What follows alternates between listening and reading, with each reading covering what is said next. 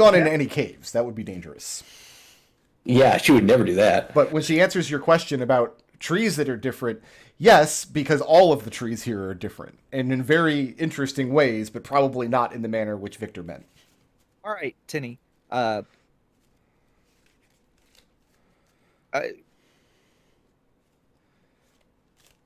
After lunch, if any, I'm going to speak to Tinny, but so if anybody has anything to say to her before then, let me know. Victor will tell Tinny she can go learn to be a her if she wants to. So to be clear, and Tenny would ask this explicitly because it would be, she probably expects it. She explicitly asks Evie, somewhat defensively, like, "Are you going to tell me I can't play with my friends anymore? That I have to stay home?" I'm not going to tell you that. No, I want you to be healthy and happy. I'm glad you seem to have a healthy appreciation for how dangerous that this land can be. Just don't tell anybody, about any of the stuff going on in our house. Then she says all of the weird things that she's seen in the village happen in this stupid house. What did you see in the house? And she just describes the dumb shit you guys get up to. You're bringing all this magic stuff home, and you went and you played on a lightning train, and this one's a werewolf sometimes, and this one has a weird mad science laboratory. Like, all of the weird stuff that happens in Silverbow happens amongst you five. Excuse me, I am not a mad scientist. I'm an engineer. For real though, like, was that a DM outburst, or is that actually what she says? No, that's Tenny's feeling. You guys are grilling her about what did you see weird in the woods, and her feeling is the woods are the most normal thing about this place. You five are the most magical, weird things here. So you haven't seen anything outside of the ordinary? She says no, but again, she's lying when she says that. All right, so like after dinner, like I'm gonna approach Tinny after lunch. Where are you doing this? Are you gonna follow her outside, or are you gonna keep her in the house somewhere? No, I'm gonna follow her. I'll follow her outside. Where it's just the two of us. Sure. I know you keep saying you think Tenny is like a druid in the making, but to me, this girl's a natural-born rogue. This is just the Veritas lineage asserting itself in her. It's a ranger. That could be too, but I feel like rogue. She probably has a poisonous friend that she met. All right. So, what'll it take? Like, I'm willing to bribe you if you tell me what you know, because you're a terrible liar. And she told you that Evie said that she could go play with her friends, and she doesn't have to listen to you if she doesn't want to.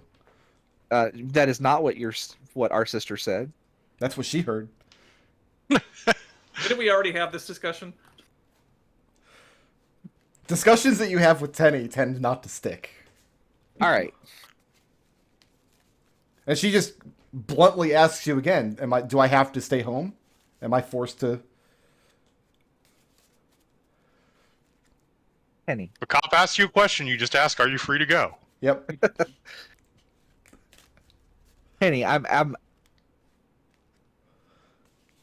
all I want to know is why you're lying. I won't. I'm not lying. Question. I look at her like, come on. Come on, Tinny. She's insistent that she's not lying. And she's lying about that too. Brick, would it be possible for Victor to stumble on this? No. Right now it's just Jeannie and Tenny. Jeannie pulled her aside. It's like, listen, you're a terrible liar. Absolutely terrible. I have no judgment, and I want you to go play with your friends when we're done with this conversation. But please, can you, is it a thing that can be dangerous? And she leans against the wall and crosses her arms and rolls her eyes and says, "Then tell me when we're done with the conversation so I can go." And she's just totally obstinate. And I will look at her and be like, I can stand here all day. I have nothing else to do. And I'm not the one trying to go play with my friends. And then she says, "Fine, then I won't go play with my friends. I'll stay here all day like you want me to." And she storms past you to go up to her room Nope, I again. grab her. Grab her. Like, nope, we're standing right here. Okay, you're very close to Tenny having a temper tantrum. Is that the intent? Like I could have a temper tantrum too. Oh no. Like, no, she's completely insistent that, and very upset now that she was told she could go out, and now you're telling her she can't. I just want to know why you're lying. She's not If you lying. I keep telling you, I'm telling the truth. I didn't see anything weird. I'm Okay. sorry that I called Edmont weird. I don't think he's weird except for the thing. And I haven't told anybody else about that. I trust you on that. Tinny, you have a habit of finding things here that we seem to be overlooking. I didn't You're find here all- anything. Tinny, you're the only one that's here all the time. Why don't if you you- ask Lugrin? Lugrin's here all the time. I look at her Maybe like she's Lugrin stupid. saw weird stuff. I look at her like she's stupid. Like, come on, really? That does not help the Lugrin? situation. It makes I her like- even more upset. Lugrim? Really? Look, Tinny, I'm asking you this So- because I trust you.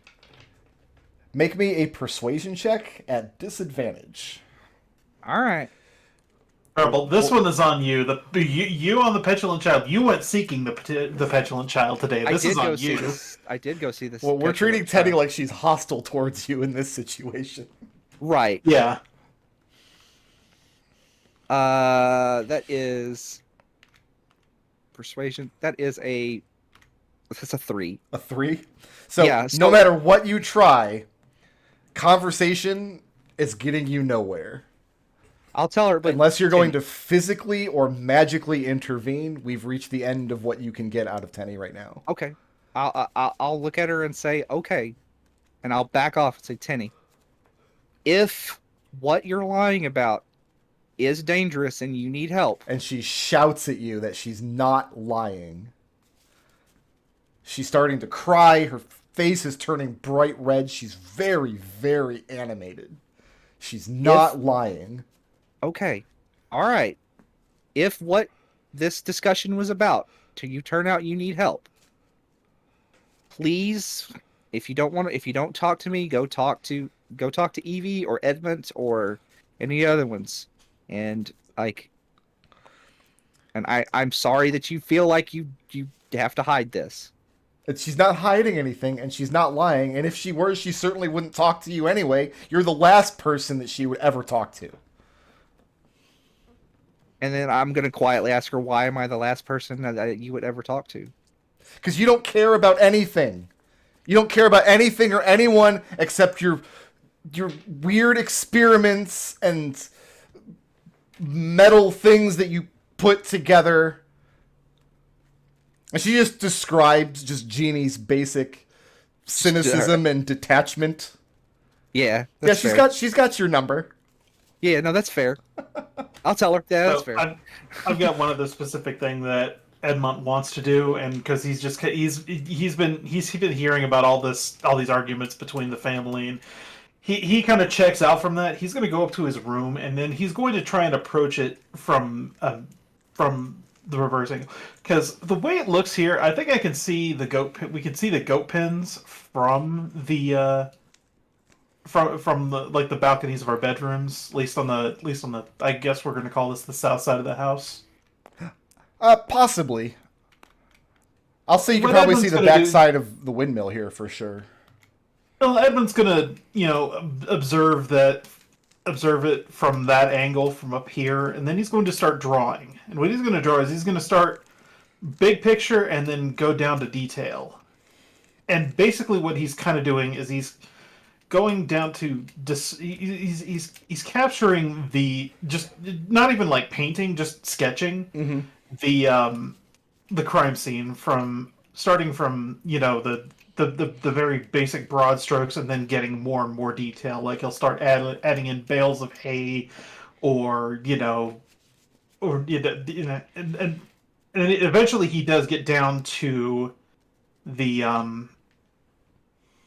images of a body left face down in the muck. Okay. And suffice it to say, when you're done with your sketch has a unwanted visitor surveying the scene.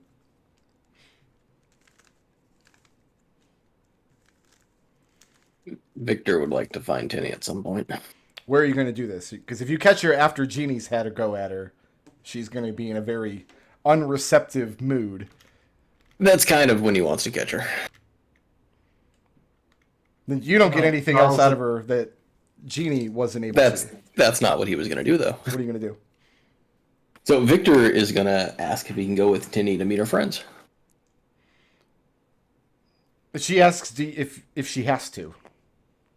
You don't have to, but I'd like to spend some time and play with you. We don't spend a lot of time together. I'd like to change that.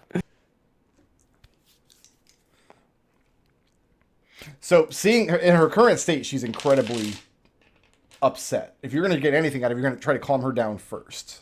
So how are you going to do that?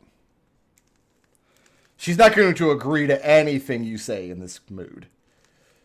So he will, if he catches the end of Jeannie's argument, he'll try and apologize on behalf of Jeannie. Jeannie pulled her aside. Okay. Make an insight check, real quick. An outburst from Edmont's room as he shouts at the figure in his things. What do you want from me? The sketch does not reply. So that's going to be a 15. A 15? You know from experience, you were 10 years old once. She's not going to agree to anything. The best way to try to calm her down and get her to an agreeable mood right now would be to villainize Jeannie. Short term, that might get you what you want. Long term, it's definitely not what Evie would want. And it's probably not a good idea for the cohesion of the family in the town. If you're not willing to villainize Jeannie right now, you're probably not going to get Tenny to agree to anything. What was that Jeannie introduced Victor as?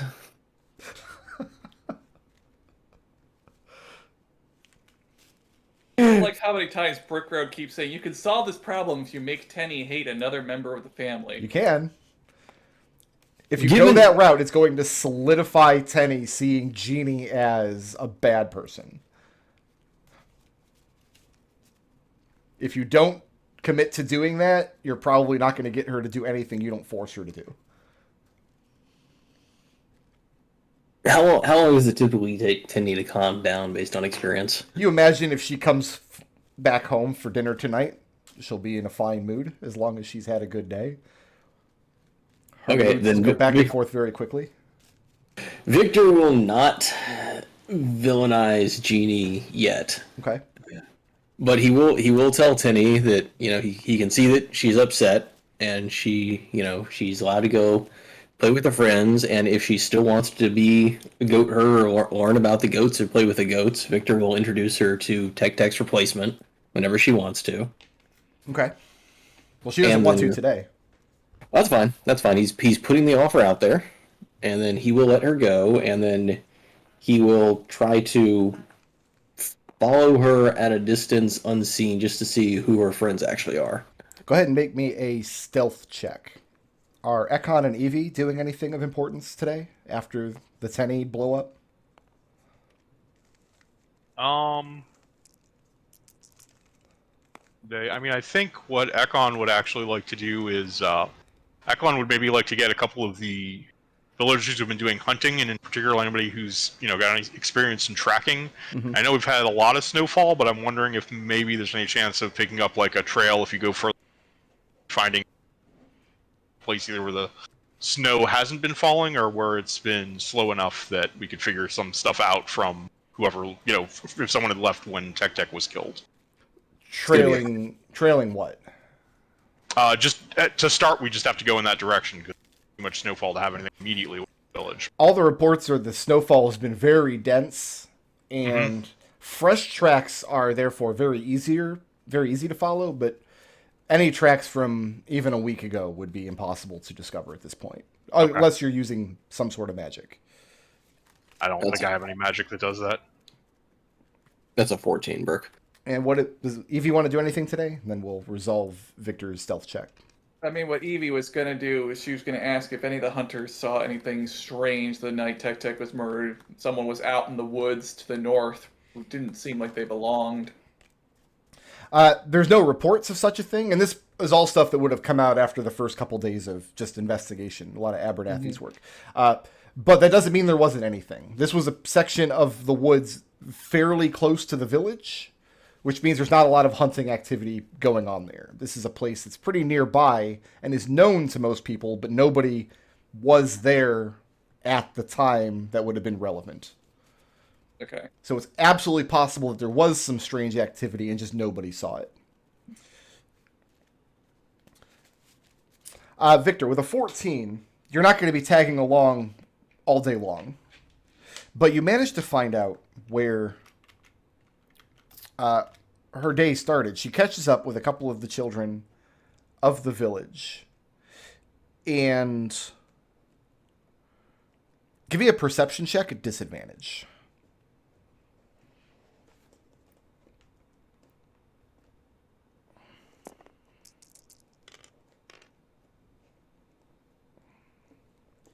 That's going to be a 21. 21. You can't get very close, and it's a pretty windy day. And outside of that, I mean, you've got a heavy cloak on that you're keeping yourself wrapped up in. Tenny catches up with her friends after they broke away to have lunch, so they're all kind of reconvening at the edge of the woods, up here near to where the stream flows into the village. And you're not able to put together their conversation. You're standing too far away. But you're able to glean that there's somebody nearby that told the first part of a great story, and her friends are going to go hear the second half of it, and that they're glad that she came down because she wanted to hear it as well. And her demeanor seems very much improved now that she's out of the house and nobody's leaning on her. And eventually the children disappear off into the woods, and you're not able to follow them after a few more minutes. And after that, Victor will head back to the manor once he loses them. Is anything happening in the village this evening? I would like to know who Tenny's mystery storyteller friend is. Victor does not tell anybody about the storyteller yet. Victor knows about the storyteller. So that evening, Tenny comes home.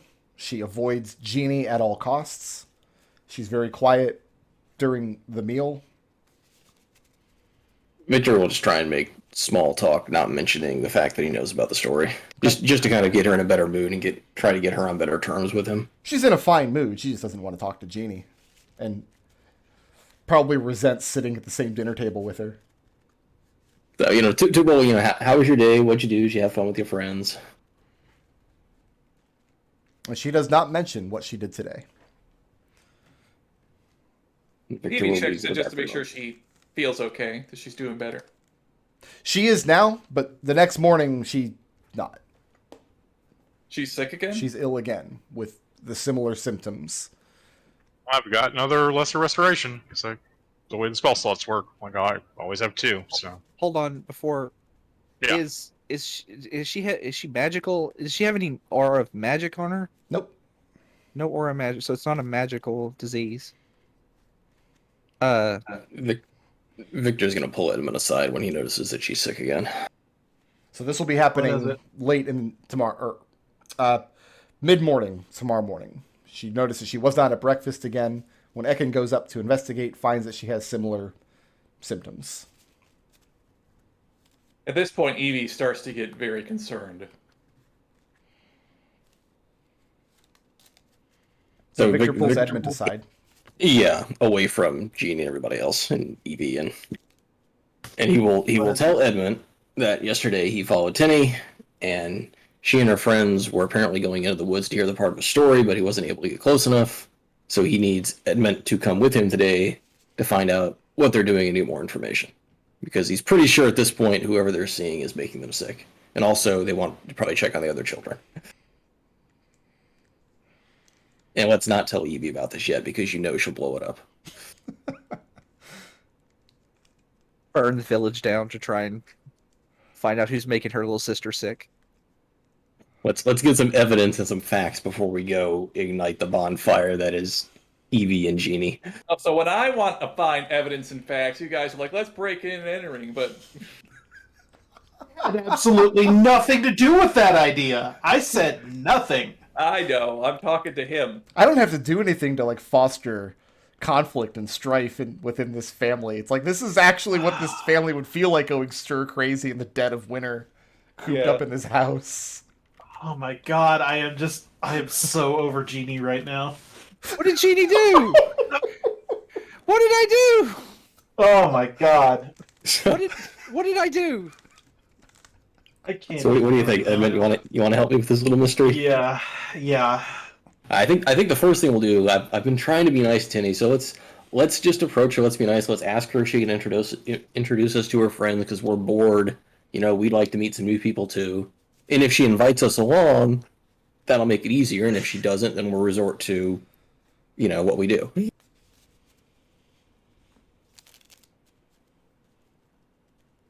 Besides, Tinny likes you. Moon. So is the goal today to have Edmont follow the kids and see where they're going? It's to How have close is Victor and Edmund both follow. Well, Victor can't turn invisible.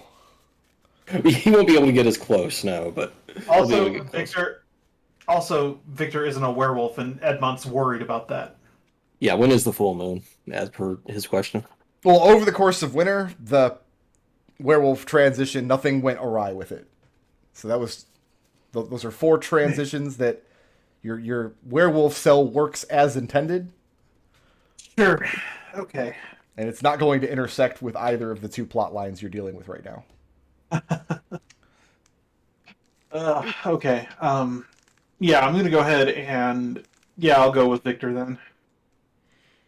Okay. And yeah, I will choose an opportune moment to go invisible and sneak about. Let's go ahead and give me that stealth check. Track them. Well, so I think the first thing we want to do would see if Tinny will let us go with her. She doesn't. Absolutely not. Okay. Not unless you're making her. No. That's why I didn't ask. Yeah. That is a 14. A 14. Yep. That was with stealth, or with being invisible and pass without trace, and... I can't do both at the same time. Oh, so you're just doing invisibility. I can if you like want, I can give you an hour in invisibility. No, Like, I need it on demand. I need it on demand when I need it. So Did you... So, okay, that was with the plus 10 then from pass without trace? I didn't.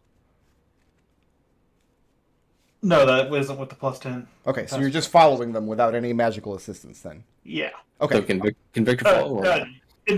Key point invisibility. Okay, then you can roll the stealth check at advantage.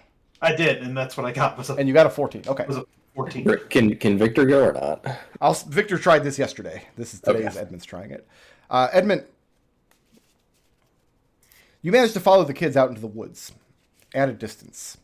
And it's hard to do, even though you're invisible, because you're still walking through the snow. You're still leaving tracks. So you have to follow at some distance. You managed to get close enough to realize they spend part of the day just doing normal kid stuff. Finding out where animals are sleeping in burrows and climbing up trees and throwing snowballs and things like that. Can you tell that I've grown up in Florida and I have no idea how kids play in snow? I just don't have a frame of reference. I'm sorry. But at some point in the day, before they're supposed to go home and have their supper, they congregate towards an area in the woods, and you can tell they're going there to meet someone.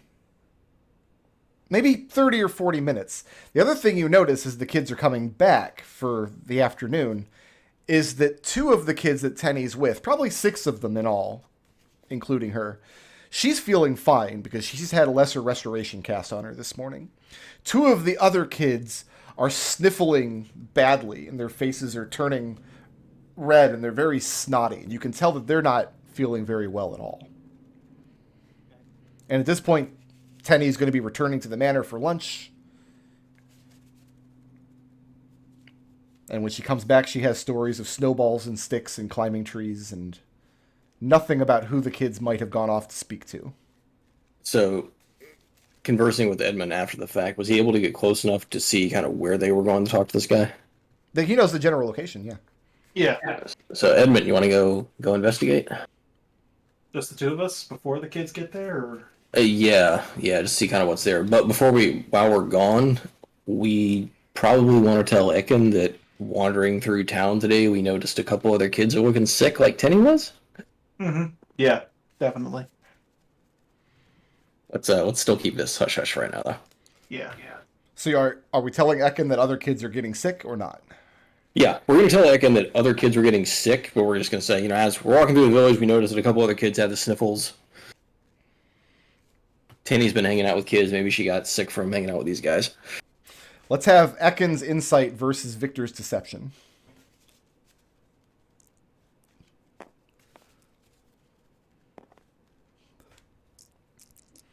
The 26. So you can keep that psionic die. Yeah. So Victor tells Ekon, hey, we noticed some other kids are sniffling in the village. Ekon, there's definitely more to the story. Yeah. I mean, there's lots of people sniffling in the village right now. It's the dead of winter. But you see through Victor's lie.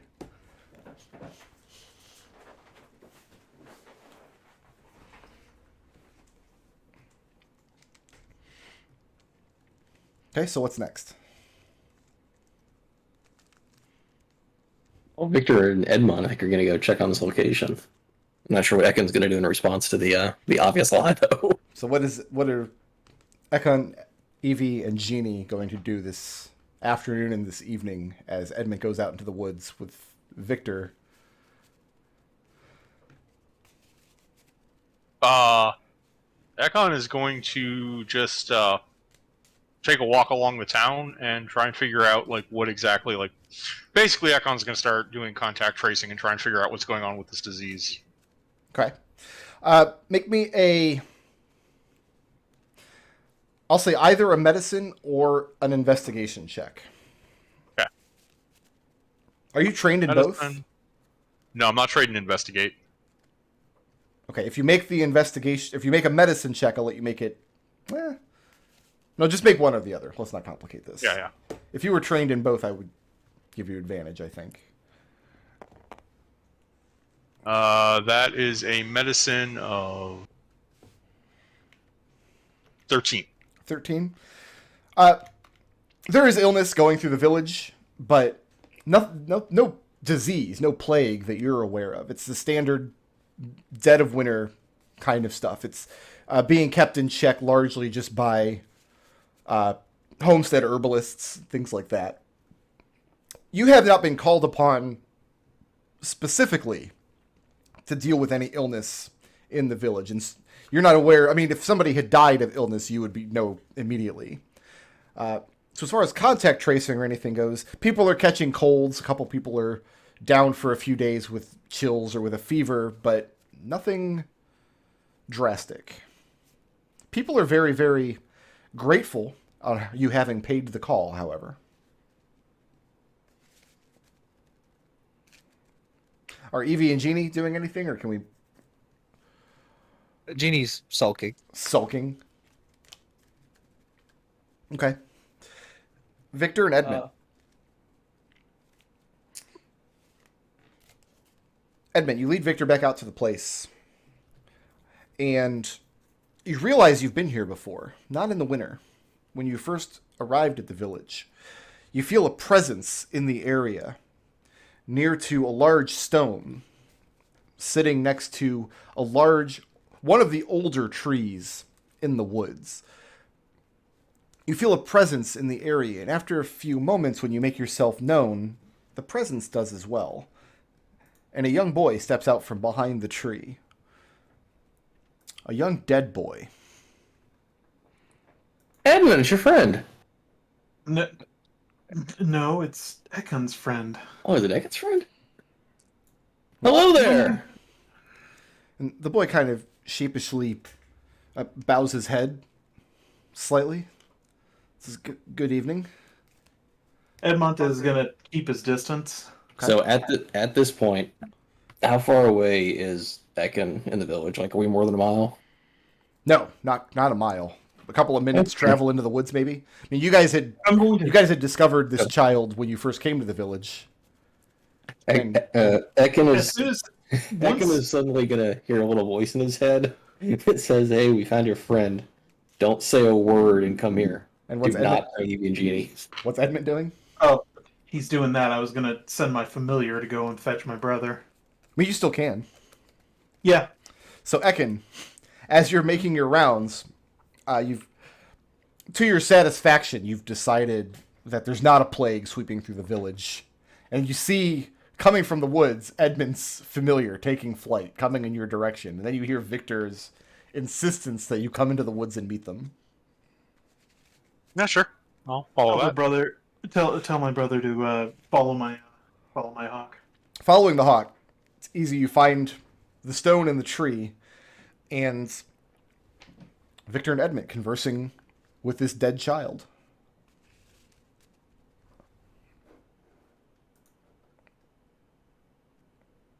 So is the dead child been saying anything while we wait for Ekon? I guess we're just having normal conversation. You know, how are you? What are you doing here? Very little. He's giving you deference. He's being very polite, speaking when spoken to, answering direct questions, but not very forthcoming. His name is Edmont Poba. He introduced himself when you first met. But more than that, you don't have from him.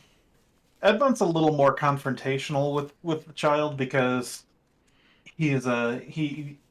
because Tenny's health has been Tenny's health is being endangered by this child, near as he can tell, because It may not be intentional. reasons. So confrontational how? Like, Edmont, are you coming out and saying, hey, you're making my sister sick? What's the big idea? Forehead?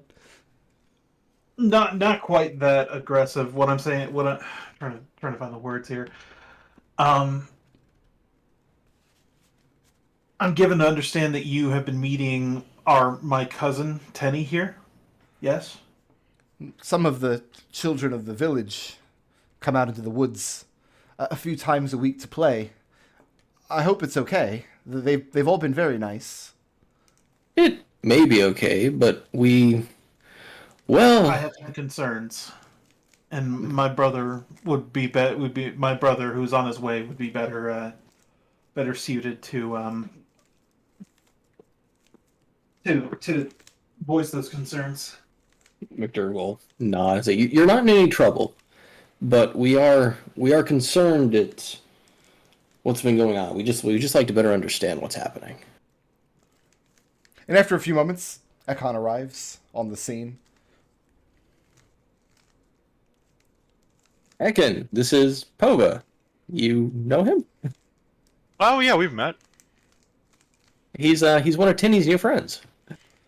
Ah, okay. Well, did you find the children that I mentioned? The sick ones? Yeah. Yeah, that just seems to be relatively normal for this time of year.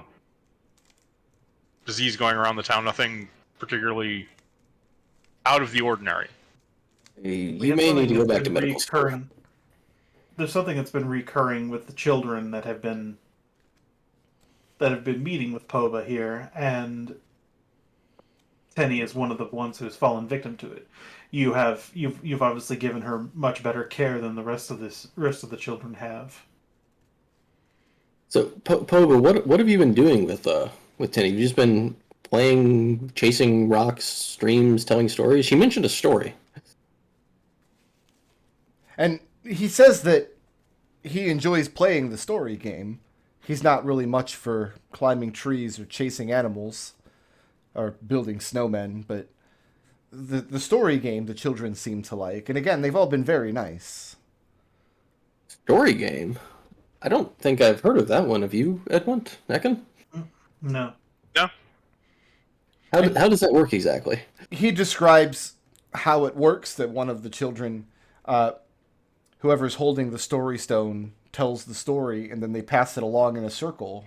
And by the time it comes back to the first person, the story has been completed, and everybody has contributed to it. So no one person has control over the whole story. It's a game he Stone. played. Can you show us this? He can. Can you show us the story stone? He says it's not usually a game that grown-ups play, but if you're interested. We'd like to see the stone. And he just picks up a random rock that's been sitting nearby. It fits in the palm of his hand. Is it always this stone? He says it can be any stone. But while the game is played, it's called the story stone, and only the person holding it is allowed to tell the story. And do you say anything before the game starts? Any sort of prayer or, I don't know, something like a spell? Oh, he doesn't know any spells or any prayers. So how does the game work? I don't know. Do you think we should play around?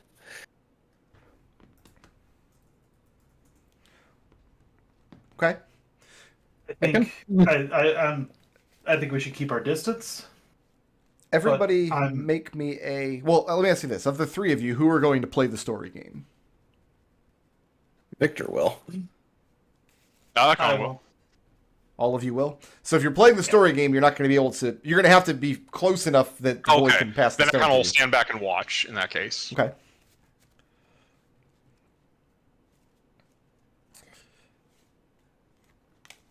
So just Edmont and Victor? Yeah. Okay. Edmont and Victor, please make me a charisma saving throw.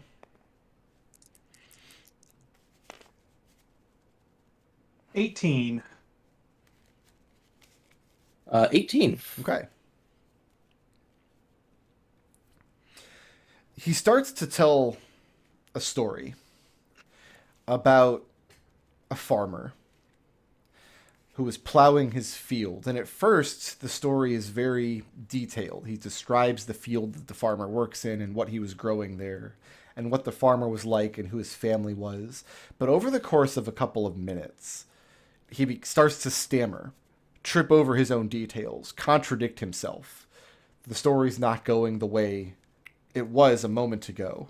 And after introducing this farmer plowing the fields, he sheepishly reaches the stone forward to Victor. So Victor will take the stone, but before he starts telling his story, he's going to ask if anyone's ever told a story about a goat herder. Well, it was a farmer, not a goat herder. The game is... The way the game is played, you don't change the story partway. I suppose you could, if you wanted to. But have you and Tinny and her friends ever told a story about a goat herder? Not now, just in general, before, prior to the story. Not to my recollection. He seems a little embarrassed that his story wasn't going well. That's okay. So Victor will pick up the story, and Victor will transform the farmer. He'll continue the story about a farmer, but then talk about how the farmer... You guys you burned Tech-Tech's body, didn't you? Oh, yeah. Okay, so Victor will talk about how the farmer one day decided that he wanted to leave his village and go learn to take on goats, and then as he learned to take goats, he was accosted by a group of men. And then, as Victor describes the men who accosted this farmer, he will describe the 4 individuals who beat up Tech-Tech. Okay. And after a few minutes of these descriptions, at this point, Poba sheepishly interjects. And then the stone is passed, and he motions to Edmont. Victor will take the stone and pass it to Edmont and say, "This may be the killer." You say that out loud? Yeah. And Poba immediately takes a step back and hides. Oh, not you, Poba. Okay. Edmont takes the stone and finishes the story with details as to the knowledge of what happened. That this goat herder found himself in a village where the people did not welcome him, but they welcomed his goats, and then eventually, etc. and so forth, he was found dead, face down in the muck. And Poba points out that usually when it's children playing, they're usually nicer stories than that. They have good endings. Oh, we're not done yet, Poba. Let's keep going. It's Okay. my turn, I think. Continue the story. Ekon, having watched a full turn of this, go ahead and make me an Arcana check. Yeah, I was about to. Yes, thank you. I was going to ask about if I saw any magical auras. That's a. It's a 27. Whatever magic was at play here, there's something magical, some magical elements to the story game. You weren't subject to it, but you watched it in action. You're not sure if Edmont and Victor even realized anything had happened, but the boy's story started out very colorful and very detailed and only stumbled after something occurred. The magic you felt was very far away, and it was parasitic in nature. The boy was attempting to take something from Victor and Edmont and failed to do so. I'll also allow you to make an insight check. Okay. 13. A 13?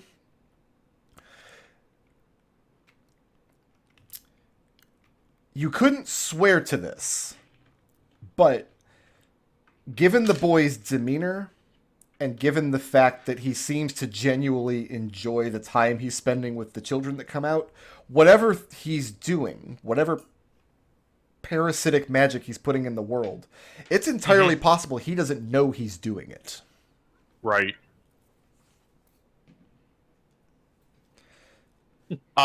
When I talked to this boy, months and months ago when we first got to the village, did he come from I know he would show up and pray at the graveyard, is that right? Something like Yes.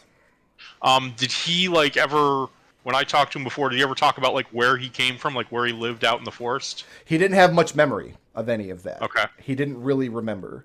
The general consensus at the time was that this boy is not an immediate threat. We've got bigger fish to fry, so we're just gonna... Right. Okay, after the story game, I'm going to start talking to him a little bit and see if I can gently, without really trying to put direct questions to him, just see if I can get him to not really force him to answer these things, but ask leading questions and have a leading conversation that tries to get him to, if he is aware of this, even if he isn't if he isn't consciously aware of it, just kind of guide a discussion with him towards anything about his own life or what he does when he's not talking to the children or play the story game. Okay. He's able to recount some of the stories that occurred over the past couple of weeks or so. And the best of them, he said, was about, and he looks very thoughtful for a moment. It was this village. No, not this village. This village as it was before. Before, begging your pardon, your family came here. It wasn't called what it was now. In the story, the village was called Godovka. Yes, Godovka. What happened to Godovka? And at this point, he's holding the story stone. I will allow... So we're going to start another round of story game now. Are all three playing? I'll kind of motion to Victor to stand back and watch while my brother and I play. All right, Victor will stand back and Victor's watch. going to stand back. So Edmont and Ekon, I will allow you both to make this charisma saving throw. You have the option of failing this throw on purpose if you choose. Doesn't matter with my charisma bonus. That's a 1. Ooh, Edmont, how'd you do? Nice. That's a 2. A 2. Victor's Arcana checking hard. Yeah, go ahead and give me an Arcana check. Should have asked for Problem. guidance first. Yeah. That's a... You're trained in Arcana, yes? Yes, that's a 16. Okay. So over the course of the story game, Poba tells the story of the village of Godovka.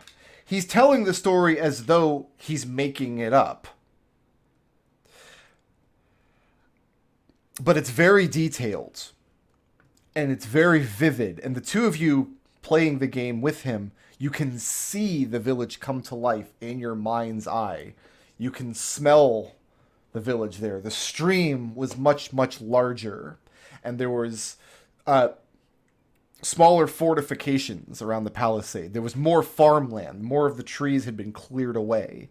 There was a very prominent glass-blowing shop that people would travel here for miles and miles around for this particular shop's wares. And this shop was able to produce what once were beautiful, colorful, stained windows in the village's cathedral.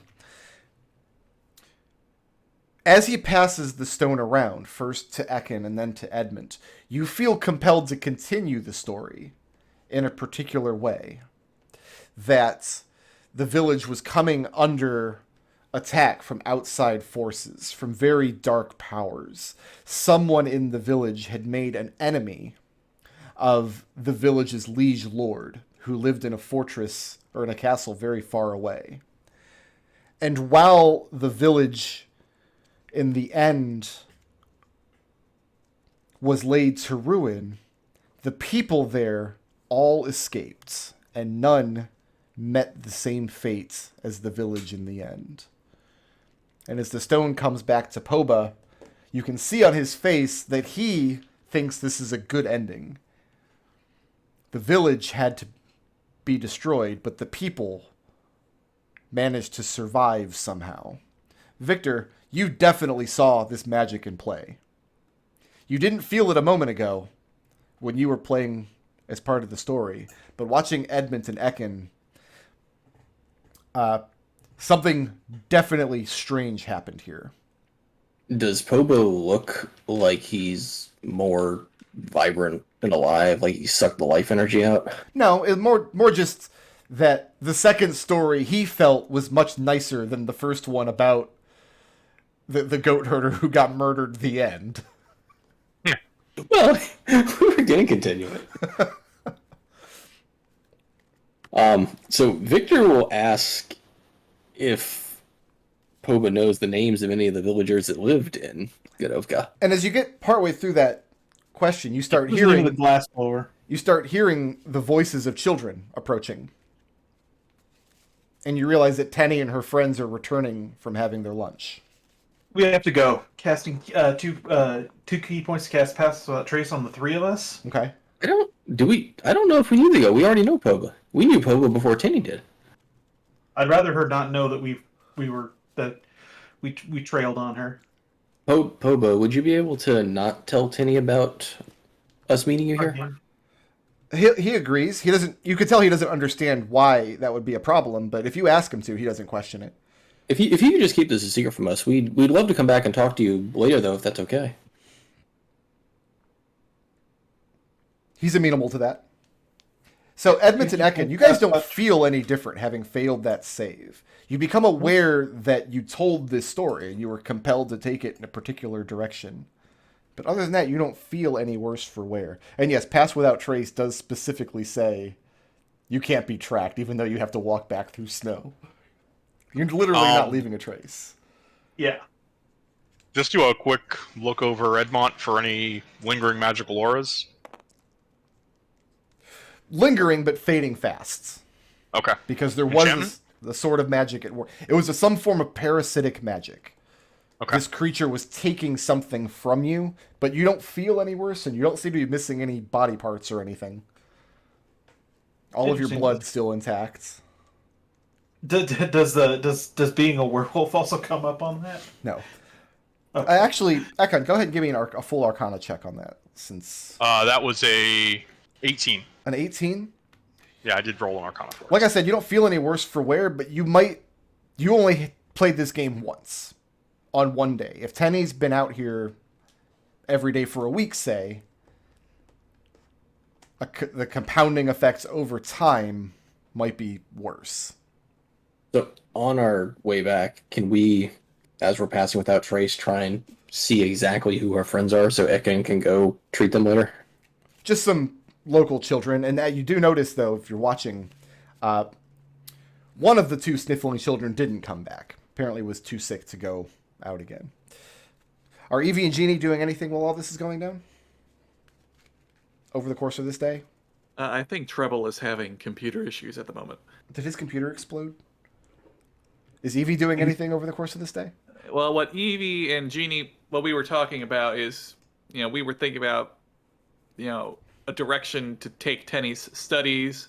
Like, Jeannie kind of thinks, maybe going in the direction of being a druid because she's very interested in animals and natures. Evie feels like she has, like, the qualifications to be a rogue, so I think Evie and Jeannie are probably talking about that.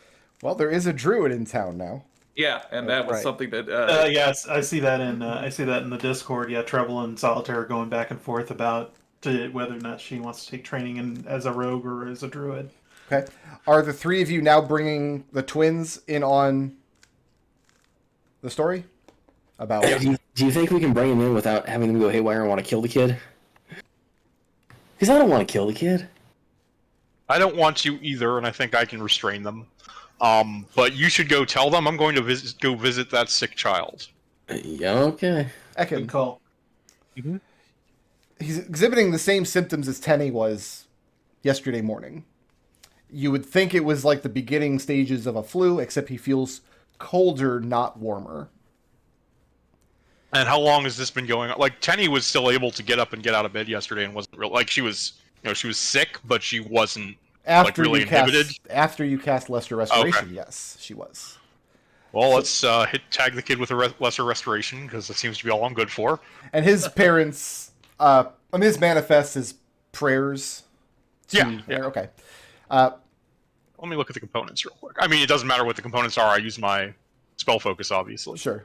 So it So yeah, you say it's- some prayers over the child, and his illness subsides for the day. And the parents are very grateful, and they will definitely. They've been attending mass, and they've been doing all of the religious practices that are required of them, and they weren't particularly worried because the child wasn't that sick yet.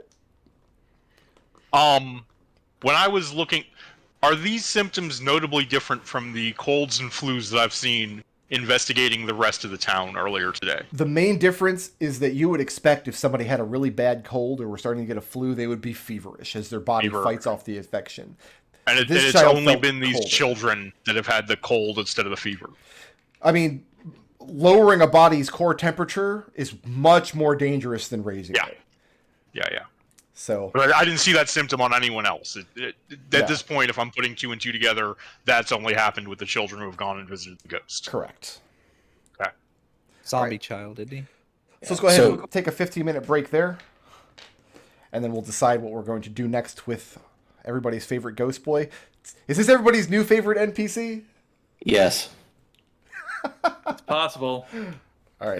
That Charlie doesn't mean anything good is going to happen. So real quick, when we get back from break, one of the things that Victor would have asked Ekon on the way back is if he noticed any of the stained glass in the church when he was cleaning it up. Well, no, all that had been broken away when you guys arrived. There was none of that left. Okay, there's no stained glass. Okay. Go ahead and get your coffee, get your bagel.